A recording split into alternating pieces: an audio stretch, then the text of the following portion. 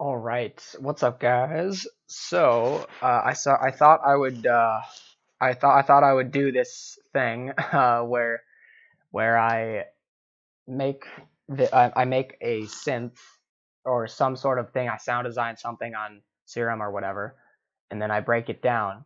And a little disclaimer: this really isn't about production value. As you can see at the top of the screen, there is a bandicam uh, watermark. I really don't care. Um, like I said, this is for educational purposes, so I really don't care about the production value. So what I have here is a little, I think I call it a Weh lead because it sort of makes that sound, but it's good for the high and low register, which I think is pretty great. So I'll play the low, and then I'll play the high as well. So what makes this thing work is all of these effects, obviously, and all the stuff that I put on it. So we're just going to break down every single thing at a time. So what I have here are just a saw and a square. So I originally did the saw because I wanted to do something simple.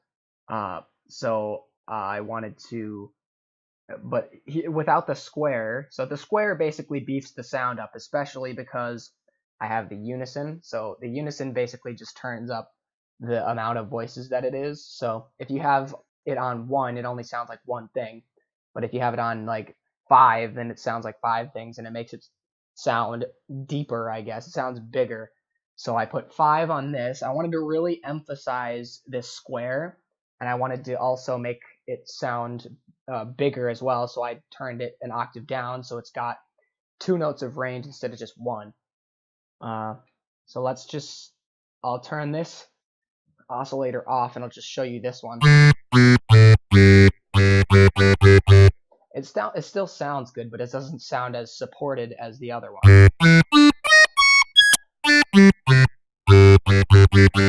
And you'll be able to really hear the difference if I turn this on.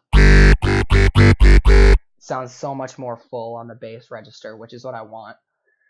And now I used to have a Combs filter, but I just found out that it really doesn't do much. So I don't know. You leave it in there if you want, but yeah, the unison. I'll turn the unison down to 1 so you can hear what it sounds like. It doesn't sound as full. And now when I turn them up to their respective unisons, it now sounds more full. And so what the distortion does, I just put diode distortion on it. Didn't really mix it all the way because it sounds a little bit horrible.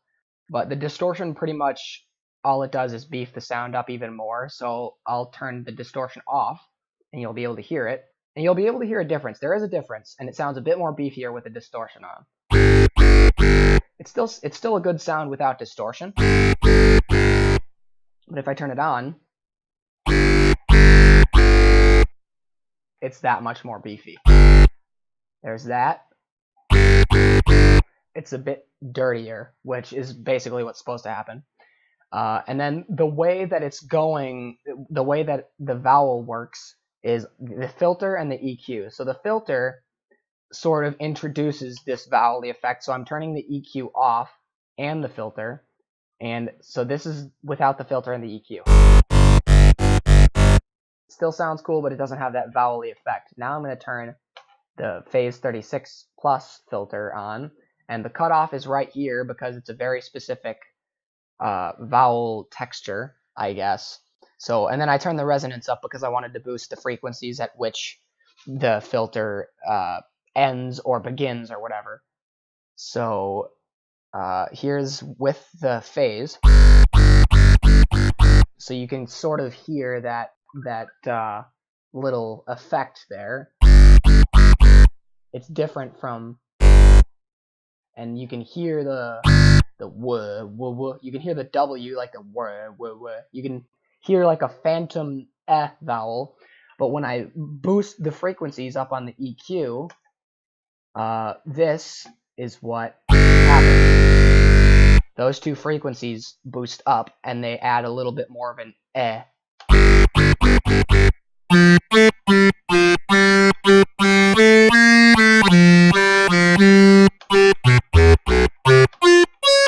kind of gets into the wah thing, a little whap, whap, whap. But that's given because it's going higher in register, meaning the frequencies are shifting anyways, so it doesn't, that's to be expected. But the reason that it's even doing the weh effect at all is because of this envelope, which the attack, if the attack is instant, it'll go like watch this.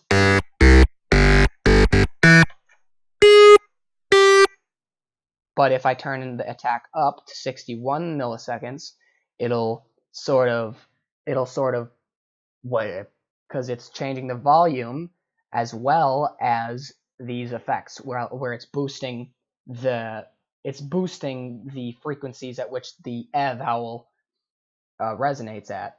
I think I said that right. I hope you understand, by the way. And then it's turning up the drive on the mix, so it sounds a bit more dirty after the initial press. And then it's just turning the filter up just a little bit. So because the vowel is a bit different on this setting versus this, which is okay. So and that's why it's volume, frequency boost, and distortion boost. And that's why it makes the weh sound. Love that. Anyways, I hope you guys learned from this. You can take screenshots of this setup, and I will leave that as well, so you can know exactly what I did. This is really simple, by the way. It's just a saw, a square, turn the unison up, turn the detune down if you want it to sound more clean, distortion, filter, EQ. To my standards, that's pretty simple. No sub, doesn't really need a sub because it's a sub on its own. Pretty awesome. Anyways, that is it. I will see y'all later.